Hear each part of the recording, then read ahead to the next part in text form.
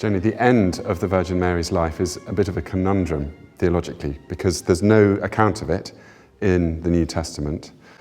And very unusually, compared with other saints whose relics were often used and celebrated and distributed in the Christian church, there are no relics of the Virgin Mary, and also no agreed tradition about where she was buried. There are ideas it might have been in Jerusalem or in Ephesus.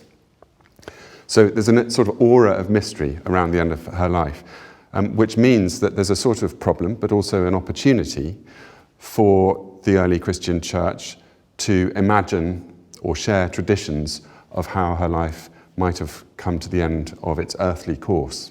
One of those apocryphal sources is known as the Transitus Mariae, or that crossing over, that Passover of Mary. And it deals with those final days of her life, her death, and her Assumption, all subjects that we're going to cover in this film. And that source was probably the source for this artist, Giotto, who is painting this altarpiece around 1310 in Florence. And he's painting it for the Church of Ognissanti. And very particularly, he's painting it for the Umiliati order, who use it specifically for saying masses for the dead. So the subject of the end of the Virgin's life here is directly connected to the functions that took place in front of this object. You can see the Virgin laid out here on a bier. She's accompanied by her 3 female companions here and surrounded by the apostles. The fact that she might have died, that isn't going to be accepted in all strands of Christianity. And the various traditions about how she reached the end of the course of her earthly life began in the very early centuries of the Christian church in different places. And one of those traditions was that she fell asleep. And the word Dormition was used for this, which literally means falling asleep. And that at that moment, she, in a state of spiritual peace and without suffering, yielded up her soul. And we see that here because that little baby-like figure is a representation of her soul being held by Christ, who of course has already ascended to heaven, but it's as though he's come down to her deathbed in order to receive that soul and take it with him to heaven. Yes, it's such an interesting visual interpretation. You can see an artist trying to imagine, how do I represent a soul? And very early on, souls were represented as these innocent, often naked babies, that idea of that innocent soul being raised up to heaven.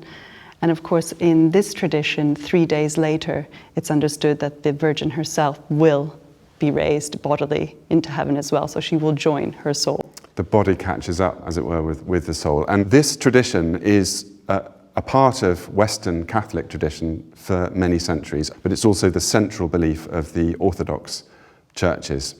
And both the Feast of the Dormition in Eastern churches and the more Catholic celebration of how she reaches the end of her life are celebrated on the same day, the 15th of August.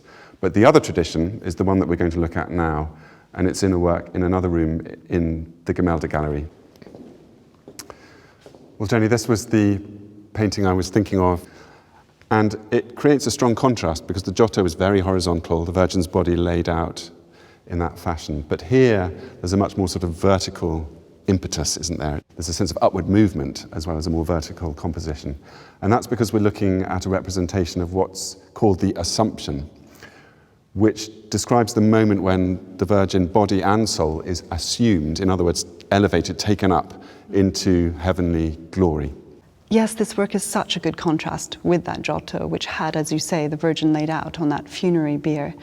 That tradition that Giotto is drawing on, the Transitus Mariae, describes her that way, but I think he must also be drawing on another textual tradition from something called the Golden Legend, which was this compilation of the saints' lives, which was written in the 13th century and used for many centuries afterwards. Because if you go back and read about the end of the Virgin's life in that text, it is described how the apostles, which were all over the world, were miraculously brought together at her bedside at the end of her life. Why they were there in the Giotto, weren't they? Exactly. Yeah. And I think this artist, Andrea del Castagno, was probably also reading the Golden Legend. And there it's described how the Virgin was assumed out of her tomb, and that's what we can see at the center of this composition, up into heaven. And in the Golden Legend, we also have the description of the flowers that appeared in her tomb. So when she disappeared, the flowers appeared. And it specifically mentioned roses, as we see here, and lilies, which are flowers which are associated with the Virgin. But in that text, it's also described the beautiful perfumes that were emitted. We know that this work was commissioned for a church in Florence in the 1440s. The church is called San Miniato fra le Torri. It doesn't exist any longer, so not to be confused with the other San Miniato al Monte.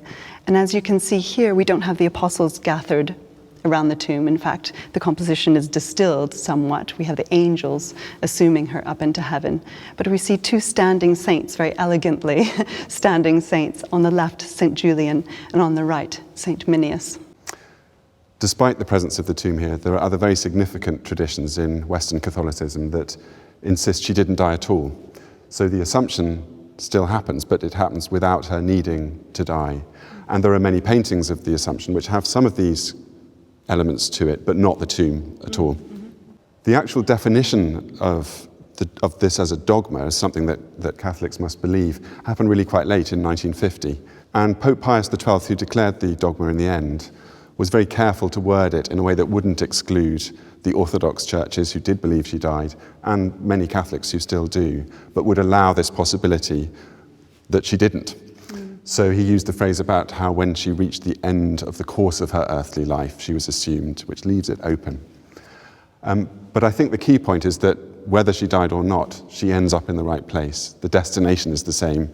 Both body and soul enter into the glory of heaven. It's so interesting looking at the Giotto and this Andrea del Castagno together, because I'm minded of a third work in the Bode-Museum collection, which combines both the deathbed of the Virgin and the Assumption as we see it here in the Andrea del Castagno. So I think we should go to the Bode right now and have a look at that work.